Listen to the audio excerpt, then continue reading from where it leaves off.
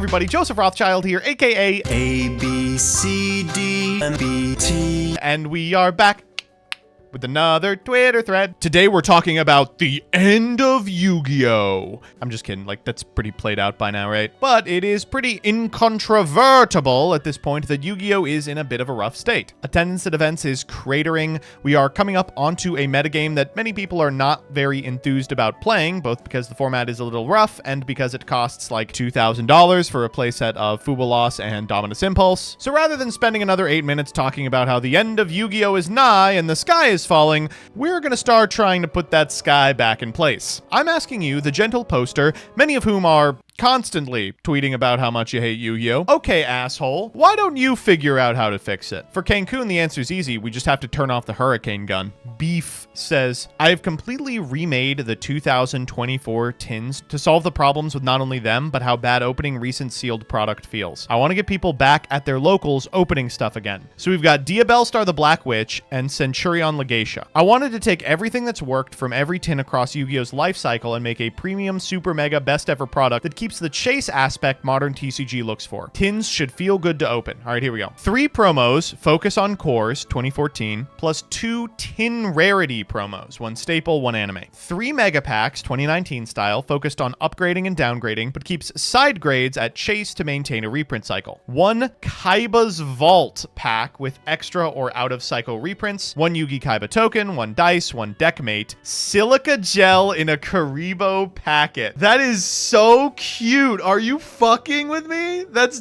genius. 1 QCR, 1 SCR, 4 secret rare, 1 out of 14 quarter century secret, and it's like Blue Eyes or stupid shit. 1 out of 12 platinum secret. This is for reprints, imports, and world premieres. They should target out-of-date singles, and a regular super rare cashed in staples in constant circulation like Ash, Nibiru, Droplets, and Talents. Guaranteed promo pack contains 5 cards, 2 TR, 1 SCR, 1 SR. Tin rarity anime DM card, tin rarity staple card. It gives tins a significant shelf life, a prolonged reason to buy them with cool goodies you can't get anywhere else. And then the promo pack is 1 deck core. This slot is to encourage buying sealed over singles, where it's more convenient to buy 3 megatins and build a deck at your locals.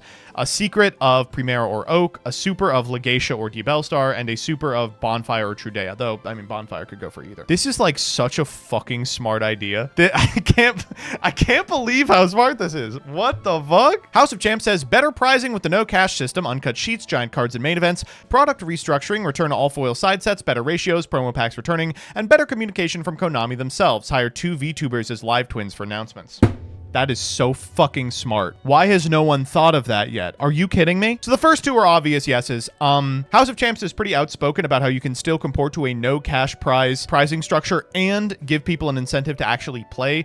Uncut sheets that were available at the start of post-COVID YCSs were a really fantastic incentive.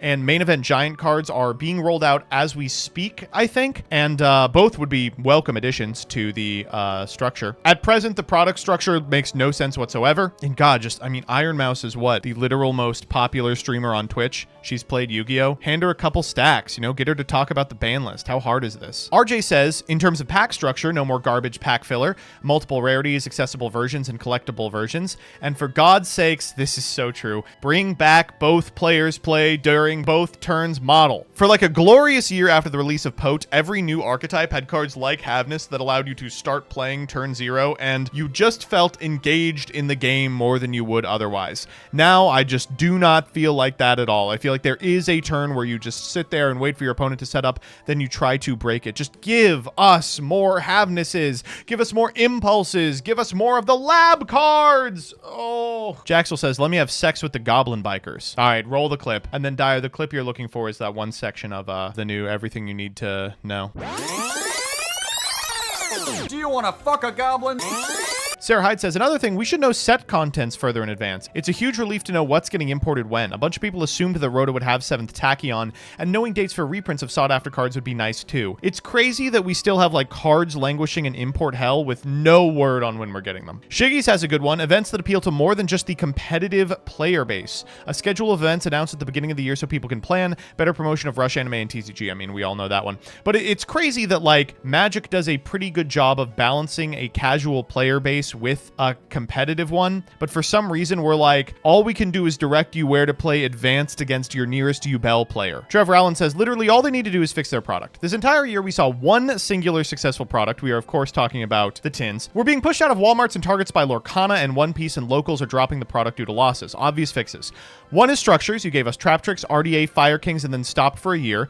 You abandoned the best way for new players to get into the game for $35. In their defense, Blue Eyes is coming. And promo codes. I'm sorry, I don't think we need these. I guess I'm like the hater here. I don't think we need promo codes. I Wish has a pretty obvious one. Why is it that in the OCG you could buy Fuaros for a quarter, and in the TCG, Perulia is $99.95 USD? It's just crazy that it's more popular and comparably profitable there, and this exists. Ban Shifter. It's always been an unhealthy card, but the frustration was capped with how most old Shifter decks are kind of bad, but with Tenpai and RB, the Shifter minigame is so prevalent and so bleak, it really overshadows everything. Huge reason I quit. YouTube should add community notes even before you click a video if it's rage bait. Some Yugi-tubers would be out of a job, but that's a sacrifice I'm willing to make.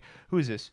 Nurgard? Can we ban this guy? I mean, this is the answer that I believe. Just give us fucking Rush Duel, man. The rules are simpler, bring in new players, they have alternate rarities that are cool as fuck. It's just fun. An Edison YCS. Why haven't we had an Edison YCS? There wasn't even an Edison YCS in the first place. It was an SJC. It's just crazy that like we get 500 people at these fucking Ultimate Time Wizard events and they're like, nah, it's probably nothing. Cooler merch. Tired of DM pandering as if Konami TCG hates letting the IP stand on its own. OCG gets tons of cool shit from deck boxes to art box. We got this cheap ass 25th anniversary sleeves of Yugi and Kaiba. The short answer is Battle Pack 4. Battle Pack 4.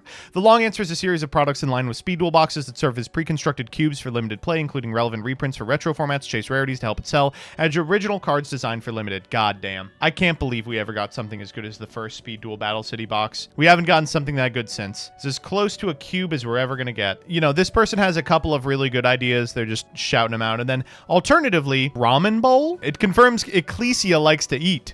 We need a pretty aggressive ban list. Do you know what's really funny? If the next Yu-Gi-Oh ban list bans Fuwalos, it might actually cost people a comparable amount of money. Isn't that insane? I can't believe how many people are talking about Rush also. Like people who are like, I quit, I would come back exclusively for Rush. Ultimately, I think Konami is making good on some of the things people are discussing in this thread. I think that generally their pricing structure is improving, but I think that the game still remains out of reach to a lot of players, and they're going to have to do some of the stuff from this video if they intend to make it into the next decade. Bye-bye.